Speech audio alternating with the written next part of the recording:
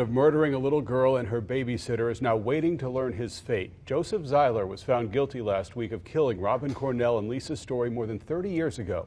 Wink News reporter Claire Gault has been following this trial for us. Joins us live now. Claire, when could we have a decision on this? Chris, there's really no way to know. Jurors will hear from more witnesses tomorrow, and then the jury will deliberate. This morning, the panel heard from loved ones of Robin Cornell and Lisa Story, and it was emotional.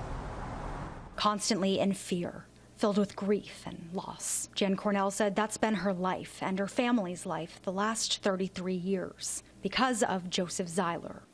We miss them both. My daughter, Jeannie, Robin's sister, has never talked about it for 33 years until she came into this courtroom and she saw everything about that day unfold.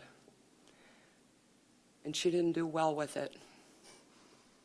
She ended up in the emergency room the other night. The same jury that pronounced Zieler guilty of murdering Cornell's 11-year-old daughter, Robin, and Robin's babysitter, 32-year-old Lisa Story, in 1990 is now hearing the penalty phase. The first witness, Cornell, who talked about her little girl. She brought a lot of joy to everyone that knew her. I don't care if you only met her for 10 minutes. People would say that kid is amazing. She was funny, caring, and very loving to her family, her friends, extended family, her school, and her church. She loved them all. Randy Richards, Lisa Story's fiance, also testified. He made it clear the woman Joseph Zieler took away from him could not and was not replaced. Lisa was a wonderful individual. Richards said he and Story's family will never recover. Her mother, you could almost see the deterioration daily. She just started shriveling up to nothing.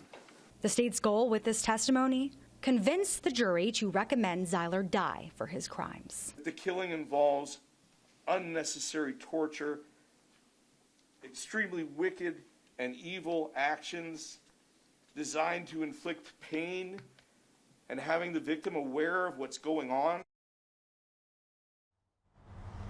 Florida's new death penalty law only requires a recommendation from 8 out of 12 jurors for a judge to consider death. But Judge Robert Branning has the final say. Live at the Lee County Courthouse, Claire Gault, Wink News.